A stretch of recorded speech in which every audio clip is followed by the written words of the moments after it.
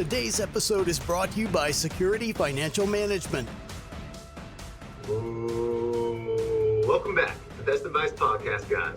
I'm your host, Rob Lovaglio, here as always with Austen, Fats, Jackson, Michael Allen. Gentlemen, what's crackalacking? Not much. I'm ready. I'm walking tall. We like to start off each episode with a powerful practice of positive thinking. We like to call this, give me something good.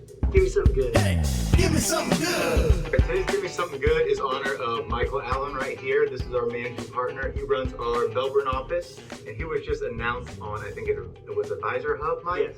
Where it was top, I think it was 100 advisors to look after managing over $1 billion, I believe. Right. Billion assets under management. And Mike Allen was the representative in Orlando, and he was the top 100 advisor in the country. So congratulations. Thank you. Yeah, it's for our firm, and actually we're 1.4 billion. Hey, that's what I like to hear. I wanna be like Mike. Love to hear it. Let's jump right into the question of the day. Today's question comes from Austen, from Orlando. Austin, you're from Orlando. I didn't ask the question. Austin, what you got for us? You want to say something? The other, Austin, says, "Hey guys, I love the show. Thanks for all the valuable insights you share. I just learned about a new rule under the Corporate Transparency Act that requires businesses to report their beneficial owners. I own a small shipping business, so I'm wondering, what does this really mean? And how does it apply to all LLCs? Any clarity would be a huge help." Thank you, Austin. Mike, why don't you take this one for us, please? Sure. So the beneficial ownership came from the Corporate Transparency Act, which starting this year, so beginning of 24, small companies, various companies, LLCs, corporations have just come on board and just registered with with Sunbiz or any other With LLC, like they registered exactly. to be a corporation company. Right. So what they do is they have to go on to FinCEN and say, okay, I'm a beneficial owner of this corporation, 25% or more ownership. It doesn't matter if they're kind of a silent partner, because that's really what they're looking for. They're looking for money launderers. And it's a big fine if you don't do it. It's like $500 a day. And this is new. It is new. Yeah. So like if it's a new company that says, okay, it starts this year, they had to do it within 90 days for this year, giving people a little leeway.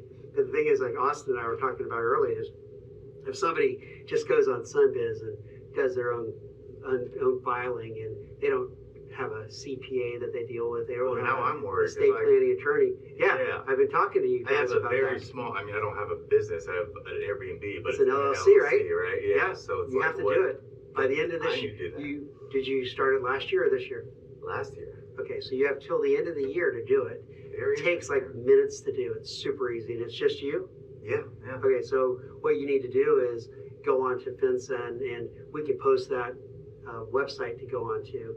And we'll put that link in the description for anyone who needs the file. Right, and what you do is you go on there, and you need your driver's license or some kind of identification, and you need your address and name, obviously, and put that in there, and to say you're 25% or you are the owner, and then it goes to what you do is you get the confirmation from the BOI website or FinCEN, and just save it because you want to make sure. Because again, $500 a day. Every year. $500 a day. No, only if there's a change to the corporate or to the company. Mm-hmm.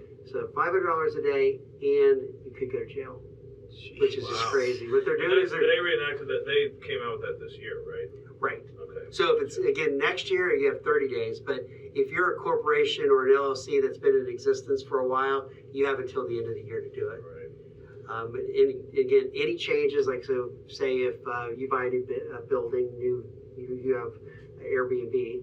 So if you buy a new bought a new real property, estate, put it in that LLC, if it's a real estate, you do that. Or if you have a new owner that goes along with you, a new partner, you got to change it, or your address changes. Interesting. So what is the whole idea of this? I think the purpose of it is, small businesses are vehicles for money laundering. So this is a way to be able to monitor some of these small businesses that maybe kind of fly under the radar, but are able to generate and wash a ton of cash for some sort of illegal enterprise. So it's it's just a way to regulate and monitor some of these small businesses, kind of a system of checks and balances. But even for someone who's trying to be legit, not trying to, access any sort of money laundering scheme, not necessarily knowing how to do this, you could get dinged some pretty decent fines if you kind of miss this little step in the process. So I think it's important. We advise a lot of our small business clients to make sure you work with reputable business attorneys who kind of have an outline of systems that you need to make sure you get done when you're opening a small business. It's kind of overwhelming. Yeah, there's like if you work with an attorney, like I started LLC this year with my sister and my wife, and that attorney did it for us. At that time, I'm like, I don't even know what it is. Yeah. And then, so they did it. I'm not sure even what they charge us. They probably charge us $400 to file it, but it was all in the package though with everything else.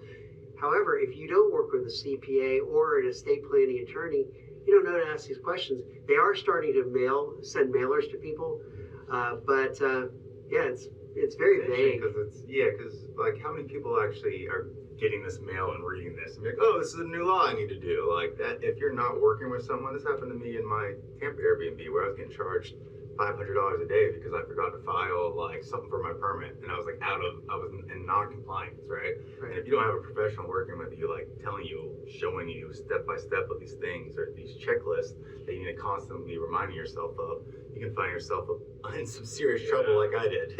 Yeah, like with these Airbnbs, people don't pay their taxes correctly either. On those, what I found, and how are they going to know to do this? Will you give us a quick summary of how to do this again, Mike, real quick? Yeah, so you go onto the FinCEN website, and you can either print a PDF, fill it out, and upload it. Every time I've tried to do that, though, it tells me I don't have the right Adobe Acrobat. So basically, they don't want you to do that. They want you to file online, and you register, you do it. It's super easy.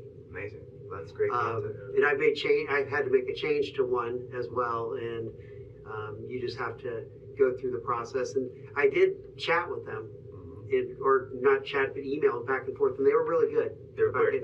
Yeah, they were. That's surprising almost. So do you think I need to do that for my lemonade stand that I did? You do. LLC? Yeah. I mean, that thing's growing. It's rocking. Yeah. I hope your lemonade's better than your jump shot. I'm going to write a strongly worded letter to your mother, little girl. We are sponsored by Security Financial Management, and one of the big thing we do is financial planning.